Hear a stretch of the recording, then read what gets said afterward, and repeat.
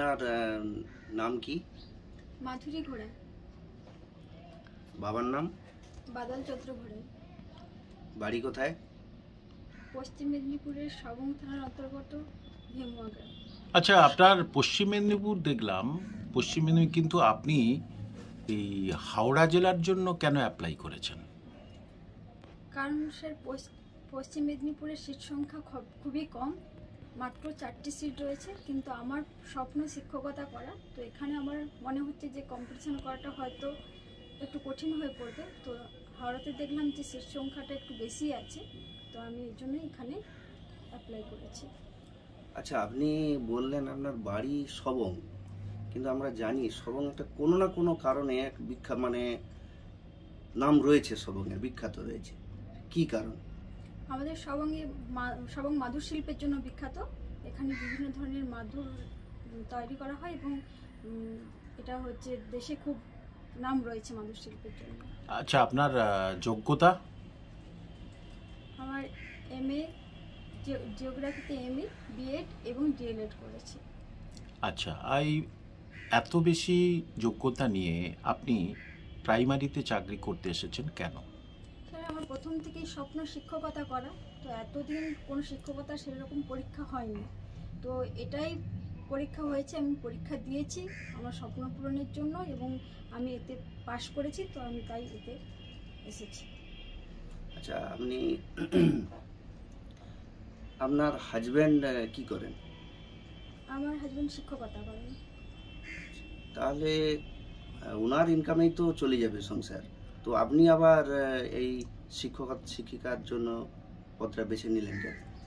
আমি প্রথম থেকেই নিজের পায়ে দাঁড়ানোর জন্য আমি খুব ভালো করে মন দিয়ে পড়াশোনা করেছি এবং আমি শিক্ষকতা করার জন্য বিএড ডিএলএড যত ডিগ্রি আমি সবই করেছি এবং আমি নিজের পায়ে দাঁড়াতে চাই। তো আমি এর জন্যই পরীক্ষা দিয়েছি এবং পাশ করেছি এবং এই জায়গায় এসেছি। আচ্ছা, আপনার যেখানে চাকরি হবে ধরুন খুব দূরে হলো, তখন আপনার তো সংসারকে সামঞ্জস্য রাখা খুব কষ্টকর হবে, কি করবেন? আমার যেহেতু স্বপ্ন আমার শিক্ষকতা করা, তো আমার সেটা সামনে হোক কিংবা দূরে হোক আমি সেটা দেখবো না। আমি অবশ্যই দূরে হলেও আমি চাকরিটা নেব এবং মন দিয়ে আমি আমার কাজটা করব।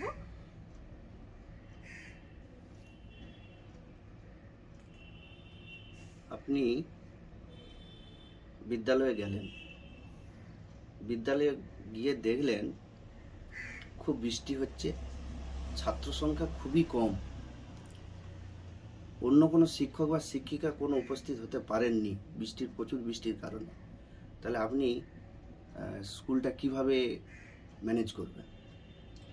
আমি যাব, যেহেতু সেদিন কম ছাত্রছাত্রী আসবে এবং শিক্ষক শিক্ষিকা যদি না আসেন, তো আমি সব ছেলেমেয়েদেরকে এক জায়গায় ডেকে নেব। ডেকে নিয়ে আমি কবিতা হোক, আবৃত্তি হোক বা সাংস্কৃতিক কিছু জিনিস করার চেষ্টা করব এবং ওদের কাছ থেকে বৃষ্টি সম্পর্কে বা বৃষ্টির দিনটা কেমন লাগছে কি এইসব ব্যাপার নিয়ে একটু সবাই মিলে আলোচনা করব।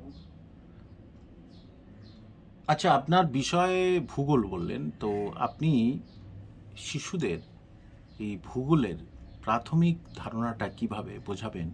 একটু কি বোর্ড ওয়ার্ক করে বোঝাতে পারবেন? হ্যাঁ স্যার। ঠিক আছে, তো চকটা নিতে পারি? হ্যাঁ হ্যাঁ হ্যাঁ। গুড মর্নিং স্টুডেন্ট, তোমরা সবাই ভালো আছো তো? আচ্ছা, আজকে তোমরা পড়বে সবাই? আচ্ছা, পড়তে ভালো লাগছে না? ঠিক আছে, আজকে আমরা একটা গল্প করব। আচ্ছা বলো, তোমরা আজকে যে স্কুলে এসেছো, কোথা দিয়ে এসেছো? রাস্তা ধরে এসেছো? আচ্ছা ঠিক আছে, তোমরা কি কি দেখে আসছো বলো তো স্কুল আসার পথে? ও, তুমি একটা বড় গাছ দেখেছো? আচ্ছা, তুমি ঘরবাড়ি দেখেছো? আচ্ছা, নালা দেখেছো? আচ্ছা ঠিক আছে, তোমরা যে এইসব জিনিসগুলো দেখেছো, এগুলো সব কোথায় আছে জানো তোমরা?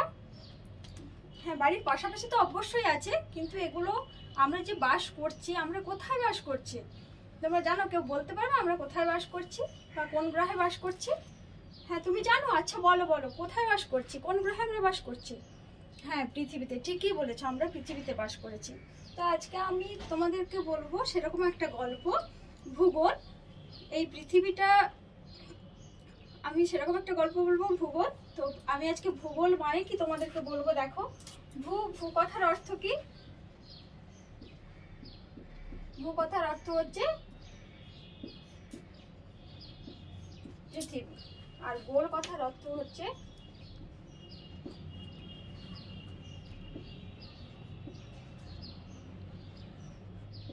গোলাকার। তাহলে আমরা কি ভূগোল কথার অর্থ কি পেলাম? ভূ কথার অর্থ পৃথিবী, গোল কথার অর্থ গোলাকার। তাহলে পৃথিবী গোলাকার। তাহলে এই গোলাকার পৃথিবী সম্পর্কে আমরা যেটা জানবো সেটাই ভূগোল। তাহলে আমরা পৃথিবীটা কি জানলাম? গোলাকার, এরকম তো? হ্যাঁ, তাহলে এই গোল পৃথিবীতে আমরা কি কি, তোমরা বললে যে এখনই কি কি দেখে এসেছো, গাছ, ঘরবাড়ি, দোকানপাট, যা কিছু সব এই পৃথিবীর মধ্যেই কিন্তু অবস্থান করছে। তাহলে দেখো তোমরা কোথায় বাস করছো? আচ্ছা দেখো, তাহলে কি জানলাম আমরা? গোলাকার পৃথিবী, পৃথিবীটা হচ্ছে গোলাকার। এই গোলাকার পৃথিবীতে আমরা কিন্তু অনেকে রয়েছি, যে বিভিন্ন প্রান্তে আমরা ছড়িয়ে রয়েছি। আচ্ছা বলো সুমিত, তুমি কোথায় থাকো? তোমার গ্রামের নাম কি? ভেমু। আচ্ছা ঠিক আছে, তুমি এখানে বাস করো, কিন্তু তোমার মামা বাড়ি কোথায়? তোমার মামা বাড়ি কোথায়? দার্জিলিং। তাহলে দেখো এরকম জায়গায়, তাহলে তুমি ভেমুয়াতে বাস করো এবং তোমার মামা বাড়ি দার্জিলিং এর কোনো একটা গ্রামে। তাহলে এখান থেকে তোমার মামা বাড়ি এখানে। তাহলে তোমার দাদা কোথায় বাস করে সুরেতা? আমেরিকাতে থাকে। ও আচ্ছা, তাহলে তোমার দাদা আমেরিকাতে থাকে, তাহলে পৃথিবীর আরেক প্রান্তে থাকে। এভাবে দেখো, গ্রাম থেকে শহর, শহর থেকে জেলা, জেলা ছাড়িয়ে রাজ্য, রাজ্য ছাড়িয়ে মহাদেশ। আমরা এই যে গ্রাম, জেলা, দেশ, মহাদেশ সব কিছু কিন্তু এই পৃথিবীর মধ্যে অবস্থান করছে। আর আমরা এগুলো পুরোটা যখন জানার চেষ্টা করব, এইসব জায়গায় ঘর বাড়ি কেমন, সেখানে গাছপালা কিরকম, মানুষজন কেমন, সবকিছু যখন জানার চেষ্টা করব, সেটা কিন্তু তখন আমরা ভূগোলের বিষয়বস্তুটা জানবো। তাহলে আমরা প্রতিনিয়ত যা দেখছি সব কিন্তু ভূগোলেরই একটা অংশ।